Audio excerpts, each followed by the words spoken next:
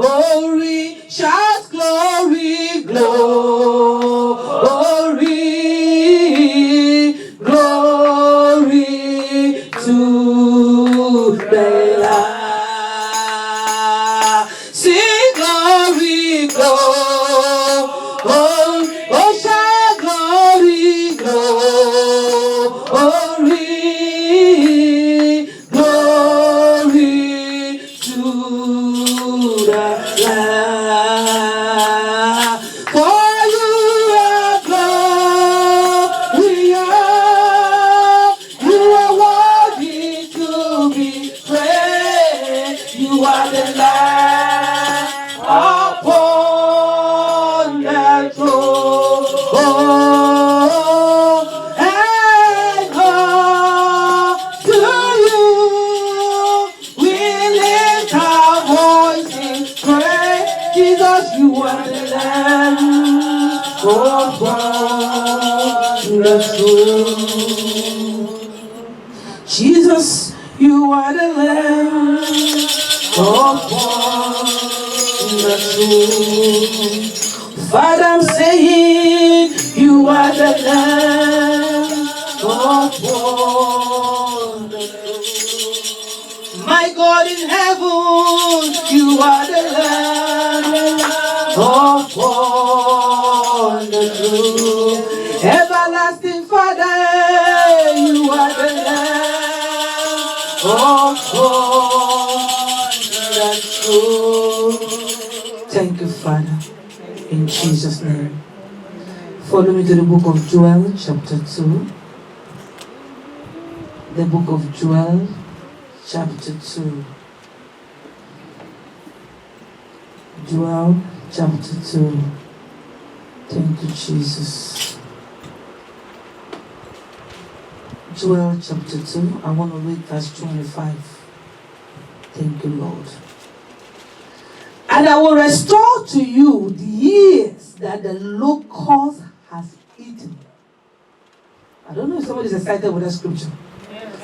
And I will restore to you the years that the locusts have eaten, the cankerworm and the caterpillar and the palmer worm, my great army which I sent among you. Tonight I told us I want to talk about rebuilding and restoring a broken marriage. Rebuilding. When we talk about rebuilding, it means you are going to bring back something to its original state. Amen. When a house is built and a house is broken or a house is destroyed, now you want to rebuild the house. What happens? You want to take that house back to how it was, or even more beautiful than the previous one. Am I communicating to somebody? Yes. Hallelujah. So, and when we talk about restoration, restoration means bringing back to the original state. So if you look at it very well, rebuilding and restoration have very close similarity. And what we want to talk about tonight, how can we repair, how can we rebuild, how can we restore a broken marriage? A broken marriage means that the couples are no longer together. Sometimes the couple have gone through divorce. Sometimes the couples are separated. Amen. Some people can say that they are still married in paper, but in their hearts they are divorced. Amen. Are you understanding what I'm saying? Yes. In paper they are married, but their hearts they are divorced. Because the heart of the woman is with somebody else. The heart of the man is with somebody else. Now, spiritually, God is not saying those people as couple because they are separated in their hearts. So, how can we rebuild this relationship? How can we bring them back together? Remember the scripture says, out of the abundance of the heart, the man does what? Speaks. So, if your heart is not in a relationship, your mouth will begin to say something negative about that relationship.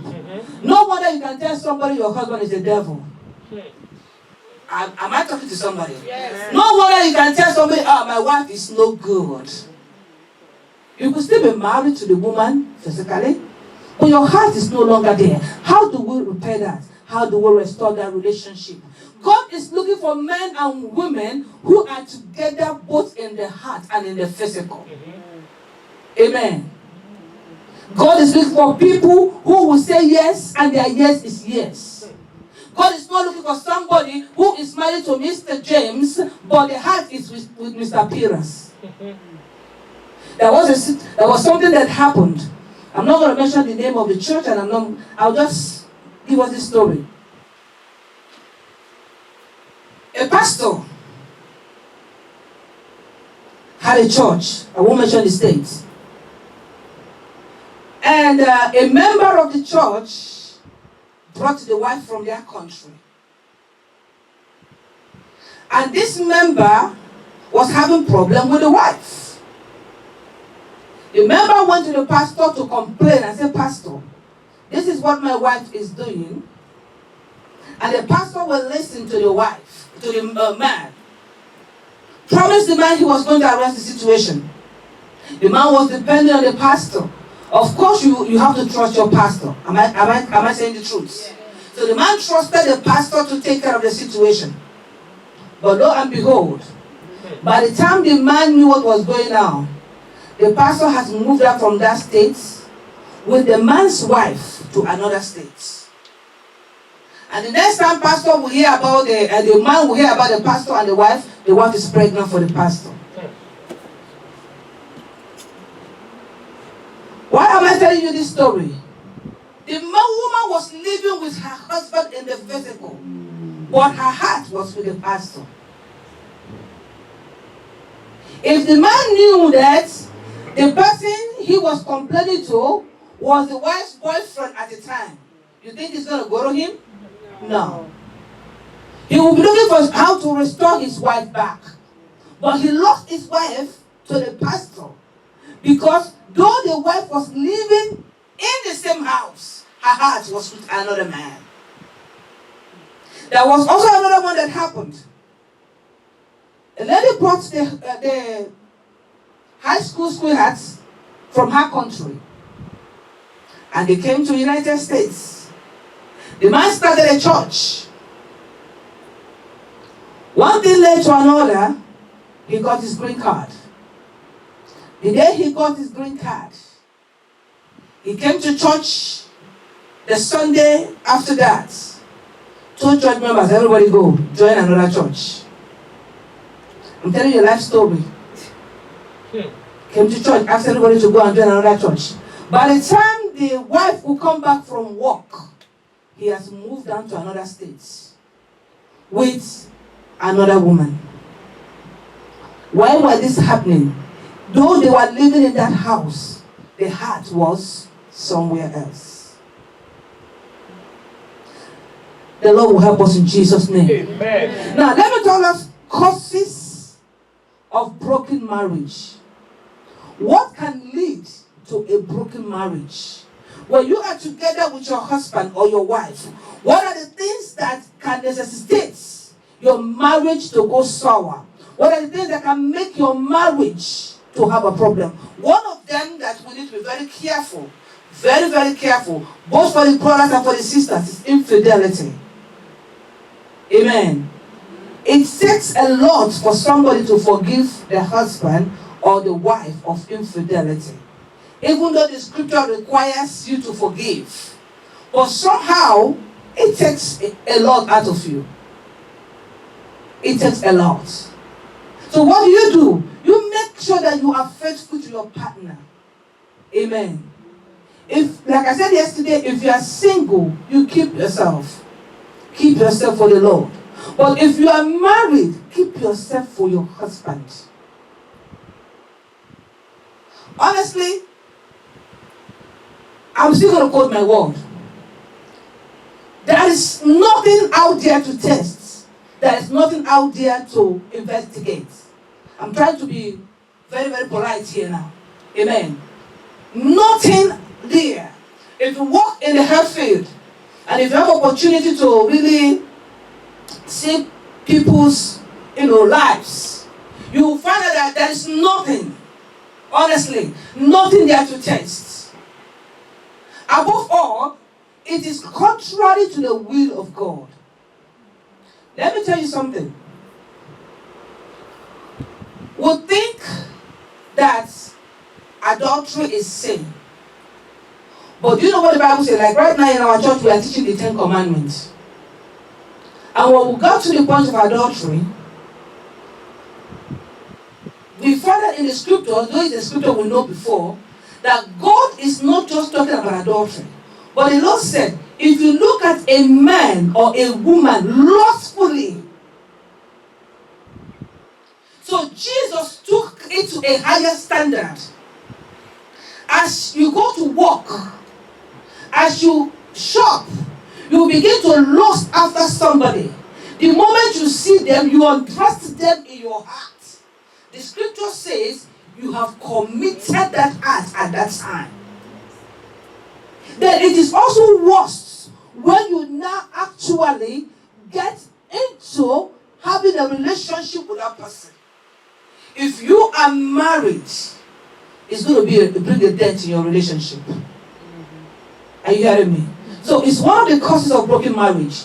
Second one is to keep secret. I did mention it yesterday, but I didn't really have time to spend on it. When your husband finds out you are keeping a secret from him, when your wife finds out you are keeping a secret from her, it will break the marriage. I had a sister one time. She was to get married, and at the time she had I think her son was, I want to say 20, maybe 20 or 21. And she was going to marry somebody. The first question I asked her, I said, have you told this man that you have a son? And I know why I asked that question. If the man is coming to her as a young woman, only to find out after he has gone to the altar that the woman I am married to have a 19-year-old, 20-year-old son, there's a possibility that marriage will end. But if you tell the man from the beginning, listen, I had a son when I was in high school. If that man loves you, he will still marry you. Are you understanding me? Yeah. If he loves you for whom you are, he will go ahead and marry you. But if you say, oh, I don't want him to know. If he knows now, he will not marry me. You see, it's better to have a broken engagement than to have a broken marriage. Because when you have a broken marriage, people will begin to count how many men that is in your life for you. But nobody will count how many broken engagements you had. Are you understanding me? Yes. And then he told me one day, she was so excited. She said, hey, Margaret, I'm getting married. I said, oh, you're getting married? I said, really? She didn't know when she told me that, oh, this is going to be my 5th marriage. And I said, okay. I said, your 5th marriage? I said, yeah. She said, yes. So I asked her, I said, what happened to man number 1? She told me. I said, number 2? She gave me the story. I said, number 3? She told me. I said, number 4? She gave me all her stories. And I asked her one question. I said, how do you think number 5 is going to be the right man? That if number 1 is not a good man, number 2 is not a good man, number 3 is not good, 4 is not good, now the 5th one is on the line. Why do you think the 5th one will be good? So the problem is not with the man, the problem is with you. Are you understanding me? The problem is with you. And me, I like to say the truth. You might not want to talk to me. That's fine. I got too many people talking to me. So if you are 1 minus 1. Hallelujah. So I told her, I said the truth right there. When I was newly married in my husband's time, you know how new wives, they would like to pretend, You just a new wife in the family. For some of us who are Africans, you don't want them to say this girl is too wide, this girl is this. A woman brought case to my father-in-law. I was listening. The woman said everything that the first son's wife did. Said what the second wife did. The wife of the second son. Said the third one. And I was patiently listening. I listened to what this old woman was telling my father-in-law. When the woman left, I called my father and I said, Papa, as you are going to judge that case, those women are not the problem. A new wife. My father don't look at me like this. I said, Papa, I listened to that old woman. She is the problem. I said, Papa, there's no how wife number one can be bad. This one lives at Owerri. This one lives at Calabar. I said, Papa, there's no how those three women can be bad. Mama is the problem. I said, Papa, when you get there, listen to the case, listen to those women. Find out what Mama is doing to them. I told my father, I said, it is impossible for the three women to be bad. Did they have a meeting? The one in Calabar, did they call the one in Lagos? Say, come, this is what we're going to do, Mama. I said, Mama is bad. And behold, when my father-in-law went there, listen to it. It was Mama's fault. Mama was the one bad. Are you understanding me? So, why am I telling you this? It is better to have a broken engagement than to have a broken marriage. No matter what it is, people can hear me. Even if you've had an abortion and you don't have a womb, but tell him. I know it's difficult. There's a case that my husband shared. I'm telling you this because this is what God wants me to tell you. There is a case of a woman that has no womb that had a child. She didn't hide it from the man. Like, brother, are you sure that God is telling you to marry me? Go and pray. Pray very well and make sure God is telling you. The man didn't understand why the woman was saying that. He said, go and pray. By the time the man finished praying, I said, sister, it is you. He said, are you sure that you heard clearly from God? Say, yes, I heard clearly. He said, if you heard clearly from God, let me tell you, so that you will know before we enter this relationship. I cannot give you a child. Why? I have no womb. Listen, her honesty provoked heaven. She could not keep the secret, and to the amazement of doctors, the Lord blessed them. But there's another one that hid the situation from the husband. Didn't tell the man.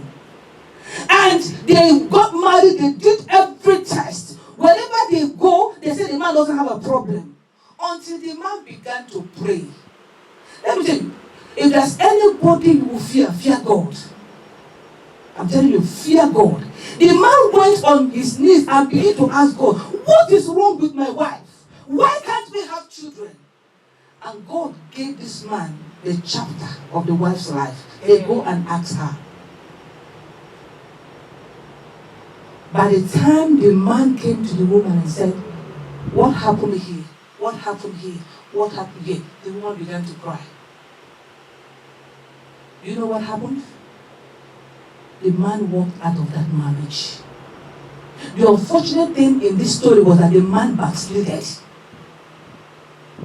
He left church, left the Lord. The ministers called him, the church called him. He said, I cannot be in a church where a sister like this would deceive me into marriage. What broke that relationship? The sister wanted the man. Hide her situation. I know some of us must have lived a rough life. Yes. The Bible says in the days of ignorance that God overlooks. It's not something for you to beat yourself about. It's not something for you now to begin to say, oh, how am I going to do this? Listen, if you stand on the Lord's side, the Lord will give you deliverance. Amen. What God is looking for, somebody who will be on his side. Amen. Amen. Secrets. Now, number 3. Finances. I said this yesterday, I'm not going to spend time on it. Finances can break marriages. We know how we do it. I gave us an example of a couple yesterday. If you want to listen to that testimony, you can get the tape. Now, lack of trust. I also emphasize on this. I'm talking about things that can break a marriage. Number 5, lack of commitment and sense of responsibility. Now, let me talk a little bit on sense of responsibility. The scripture says, hear me, any man that cannot provide for his household, the Bible says he's not an infidel.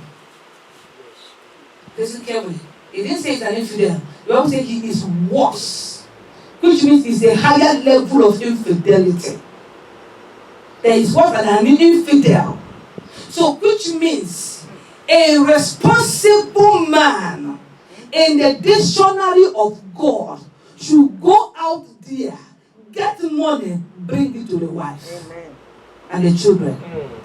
There is an adage in the tribe where I come from in Africa.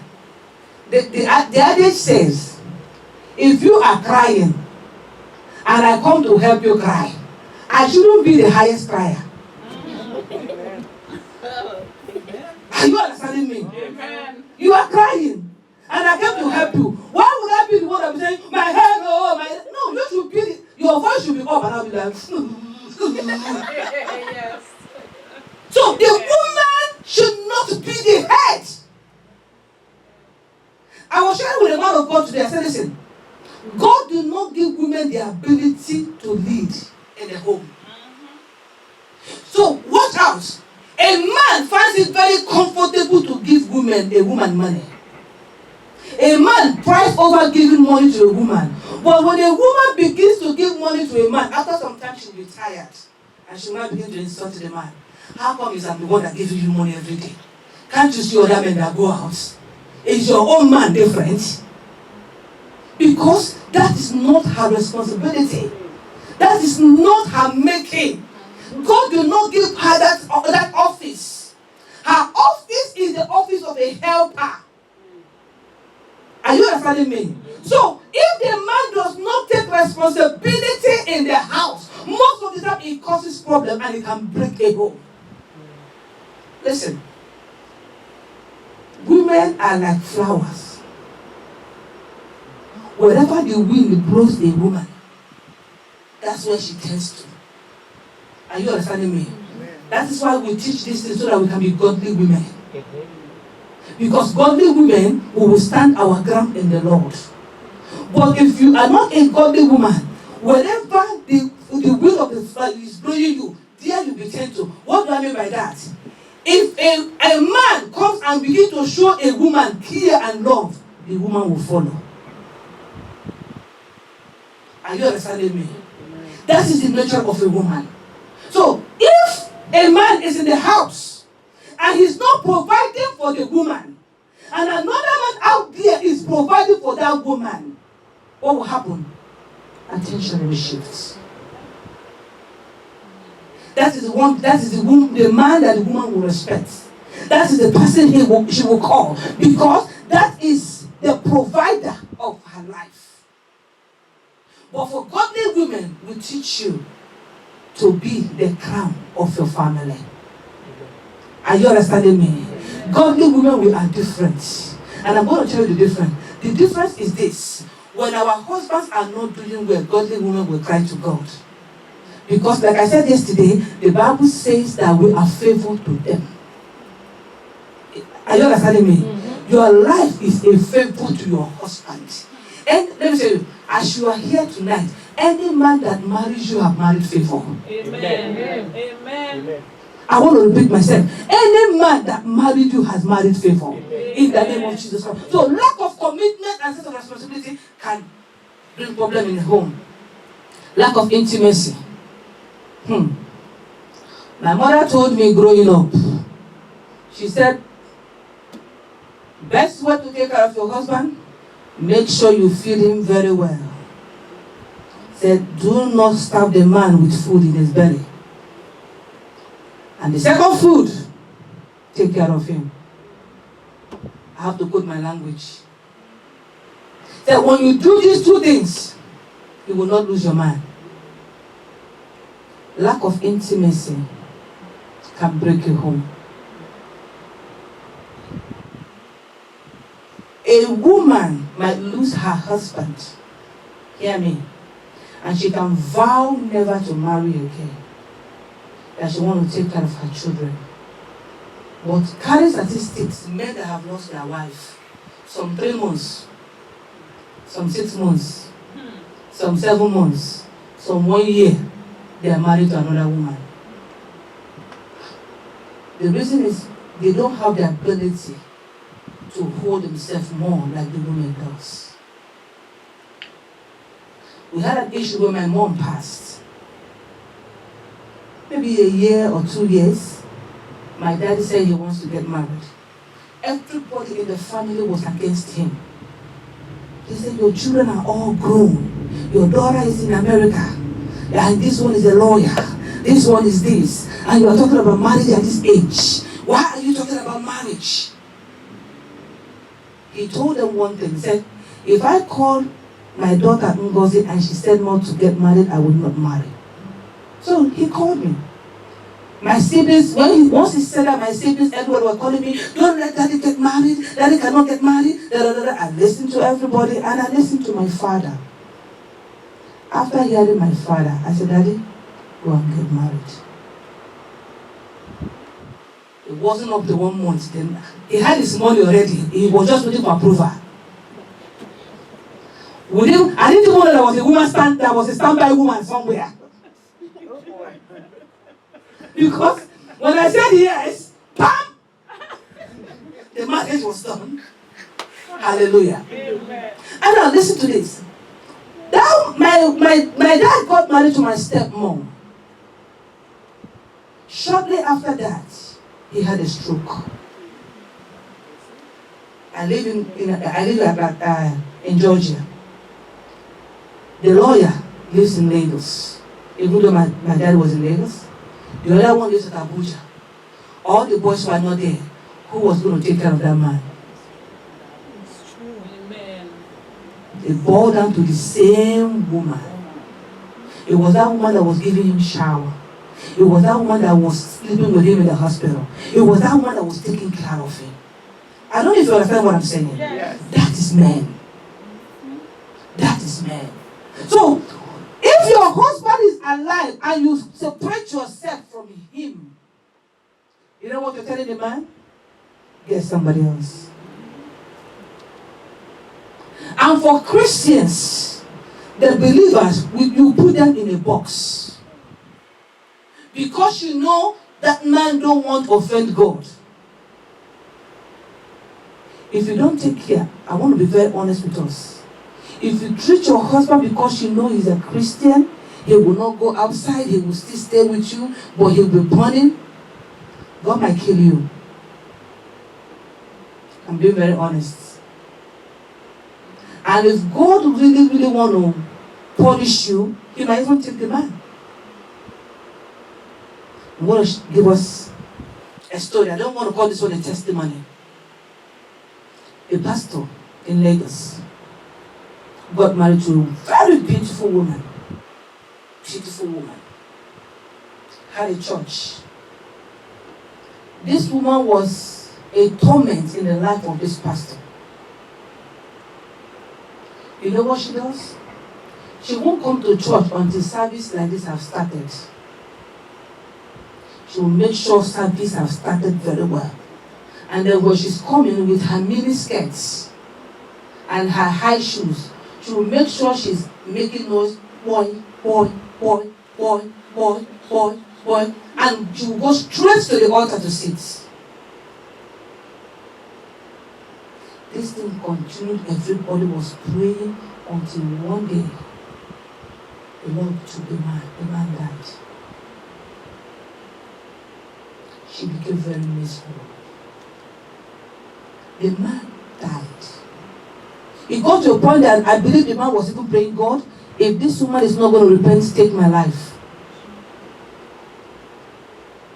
She did so many things, so many unspeakable things to this man of God. God will help us in Jesus' name. Communication. I said something about that yesterday. Those are things that can, break the home. Unrealistic expectations. Sometimes women will expect a lot from our husbands, and sometimes the men also expect a lot from the woman. I had my hosts in California. Something was going on in the family, and I was able to witness it. So I told him, I said, listen, everybody don't have the same gifts. That people are unique in their way. So this child, you are saying this, might not be like this once, but in her own state, she is unique there. One thing I tell people in a conference or seminar like this is, don't ever compare your husband with another man. Don't ever compare your wife with another woman, because no two people are the same. So let us not have unrealistic expectation. Now, no matter a lack of tolerance, when you don't want to tolerate your man, you don't want to tolerate your woman, everything you nag. I want to go to 10 because I want us to have time to pray tonight. I want to talk about it because it has to do with women. Do you know that there are certain people that their weight, because they are big, their husband have divorced them? I'm serious. I have one case at hand. Because the woman is big. But you know what I tell people? If your husband complains about your weight, go and lose weight. Because your weight gain. I want to quote some things. Let me just quote it. If you are so big that your stomach is so big, amen. You are. The man is going to be climbing some mountain now. Kilimanjaro mountain. Hallelujah. Amen. So when you hear a man say, honey, you got to lose this weight too. He's just trying to communicate something to you. He wants to be a little bit mind. Amen? Amen. So let's be watchful. I'm not saying that you shouldn't look how you want to look, but we'll do certain things to keep our home. Amen. I said something about the external influence yesterday. External influence. Now let's go to negative effects of broken marriage. The negative effects. If your home is broken, listen, it might affect your lifestyle. Because when the couples are together, some people they go exist just because they want to help each other's life. They're not really married, but they're living together. So if your marriage is broken, it might affect your lifestyle. You can move away from the house you're living to an apartment that you don't ever dream that you're going to be. It might make you move away from a particular state. Your lifestyle will change. So that is the negative effects. It could also, like I said yesterday, it could also make your blood pressure to go high. It could cause stress, anxiety, and depression. If your marriage is broken, there's a tendency that you might be depressed. And of course, in this country, if you are depressed, what happens? They will begin to give you medication. Amen? They will give you medication. And those medications, they are not very good to your system. Amen. The Lord will help us in Jesus' name. Amen. It will also affect your financial status. Broken marriage can affect your financial status. And lastly, it can also make people to stigmatize you. Like the lady I told us about that has had 4 marriages and was going to the 5th one. In my head now, I don't see her as a good wife. I cannot recommend her for somebody. Because she has had several broken marriages. The Lord will help us in Jesus' name. Now we are going to the reason why we're here. How can we rebuild